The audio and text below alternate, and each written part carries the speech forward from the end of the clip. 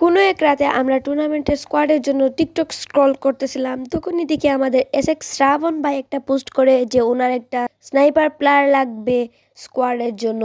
তাই আমি কোনো দেরি না করে তাড়াতাড়ি ওনার ইনবক্সে মেসেজ দিয়ে দিই। পরে উনি আমাকে রিপ্লাই দিয়ে বলেন যে ট্রাই আউট দিব, এজন্য আমি তাড়াতাড়ি গেমে ঢুকে যাই। তো আপনারা ফুল ভিডিও দেখেন, তাহলে বুঝতে পারবেন আমি সিলেক্ট হতে পেরেছিলাম নাকি পারিনি। বরাবরের মতো আমরা নেমে যাই ব্লু জোনে। নামার সাথে সাথে দেখি একটা MP5, কিন্তু আমাদের ভাগ্যে এটা নাই, শ্রাবণ ভাই নিয়ে আনিছে। যাক, পরে আমরা এদিক দিয়ে হালকা পাতলা লুট করে এদিকে এসে দেখি একটা এনিমি, যা করে আমি হেডশট দিয়ে নক করে নিছি। ওরে ফিনিশ করার পরে দেখি আরেকটা এনিমি আছে, যা কোনো ব্যাপার না। প্রথমে আমি মেডি কইরা নেই, মেডি করা শেষ হইলে আমি এদিকে আইসা শ্রাবণ ভাই একটা কিল চুরি করে নেই MP5 দিয়ে। যাকে এটা কোনো ব্যাপার না। ব্যাপার হচ্ছে এদিকে আইসা আমরা একটা এনিমি পেয়ে যাই, তাকে আমরা M2 দিয়ে নক করে নিই এবং সাথে সাথে গ্লু ফাটিয়ে কিল কনফার্ম করে নেই। এবং শ্রাবণ ভাইকে বলতেছিলাম, ভাই মরে যাও তাড়াতাড়ি, আমার খেলা তো দেখবা। যাক, পরে উনি মরে আমাদের খেলা দেখতেছিল, আর এইখানে একটা এনিমিও সাথে সাথে চলে আসছে। গাইজ, আমার কিন্তু মেসেজে অনেক বিরক্ত করছে, আপনারা এটা স্কিপ করবেন, আপনারা এটা দেখবেন না। তো আমরা তাড়াতাড়ি চলে যাই গাছের কাবারে, কারণ এনিমি দেখলে আমাদের ফাটিয়ে দিবই। যে একটা এনিমি মারো, একটা মারছিলাম লাগছে নাই, আরেকটা মারছি, আরেকটা শেষ। ভাই এনিমিকেও একটা মেরে দিলাম। মেরে আরেকটু সামনে আসতে না আসতেই দেখি আরেকটা এনিমি, ভাই ওরেও আমি মেরে দিলাম। যে গ্লুর ভিতরে M2 দিয়ে আর M519 ওই যে কিটা বলে ওইটা দিয়ে করে আমরা ফিনিশ করে নিলাম ওকে।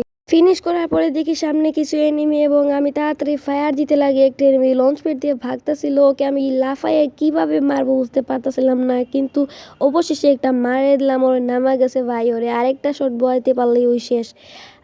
ভাই এনিমিটা আমার কিল চুরি করে হয়েছে, কিন্তু এনিমিকে তো আমি ছাড়বো না, মেরে দিছি ভাই এনিমিটাকে অনেক কষ্টে।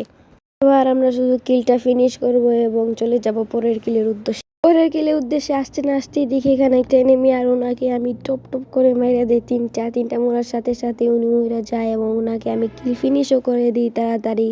ফিনিশ করার পরে এদিকে এসে দেখি আরেকটা এনিমি, ওকেও আমি মেরে দিলাম। তো গাইজ, আমার ভয়েস ওভারে কিন্তু অনেক প্রবলেম হতে পারে। আমি নতুন আর কি ইউটিউবে, এবং আমি স্নাইপার দিয়ে এইখানে আপলোড করব প্রতিদিন ভিডিও, এবং আমিও কিছু ভুলও করে থাকি মাঝখানে ভয়েস ওভারের সময়, আপনারা কিন্তু ওইগুলা স্কিপ করবেন। এখন দেখি আমরা ওই সামনের দিকে একটা এনিমি যাচ্ছে, ওনাকে দেখি মারতে পারি কিনা।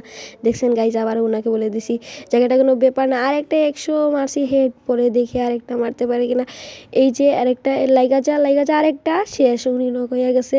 আরে আবার উনি বলি, আচ্ছা যাক, এটা কোনো ব্যাপার না, এটা আপনারা স্কিপ করবেন। এই যে সামনে আরেকটা এনিমি, এটাই হচ্ছে বড় ব্যাপার। এই যে হিল করতেছে ওকে, যাকে একটা 130-এ বসিয়ে দিছি। যাক, উনি রিভাইভ দেখ। এই আরেকটা হেডশট ব্রো মাইরা দিছি। যাক, হেডশট দিয়ে সামনে একটা এনিমি দেখতেছি, ওই মাখোশাকের একটা সার্চে গাইজ, ওকে একটা মারলাম, আরেকটা মারলাম, বলে নাই। এই যে আরেকটা মারলাম, আরেকটা আরেকটা আরেকটা পইরা গেছে, শেষ। ও শেষ, লাস্ট একটা এনিমি বাইচা আছে গাইজ। অনেক সময় ধরে এনিমি খুঁজতে খুঁজতে টুকটাক ফাইট করে চলে আসছে। এখন মেইন ফাইটে দেখেন এনিমিটা রাশ দিতেছে, আমি মেডি করে চলে গেলাম পিছনে। ভাই ফুল ড্যামেজ দিয়া দিছি, একটা বসিয়ে দিছি, আরেকটা বসানোর কাম, আরেকটা বসিয়ে দিছি, আরেকটা মারলে মরে যাবে গাইজ, ওই ফুল ড্যামেজ। কিন্তু দেখি ওই জুকুলিয়ার ক্যাবার গেছি স্কাইলার, আরেকটা ভাই বসে না কেন একটা, আরে আইসা মাইরা দিছে গাইজ। তো যেইটা সময় এতক্ষণ ধরে অপেক্ষা, সেটা হলো আমরা কি সিলেক্ট হতে পেরেছিলাম নাকি পারিনি। হে গাইজ, আমরা সফলভাবে কিন্তু সিলেক্ট হয়েছি। আর আমার এই ইউটিউব চ্যানেলে আপনারা সাবস্ক্রাইব করে রাখবেন, কারণ এই ইউটিউব চ্যানেলে আমরা রেগুলার ইউটিউবিং করব, ওকে।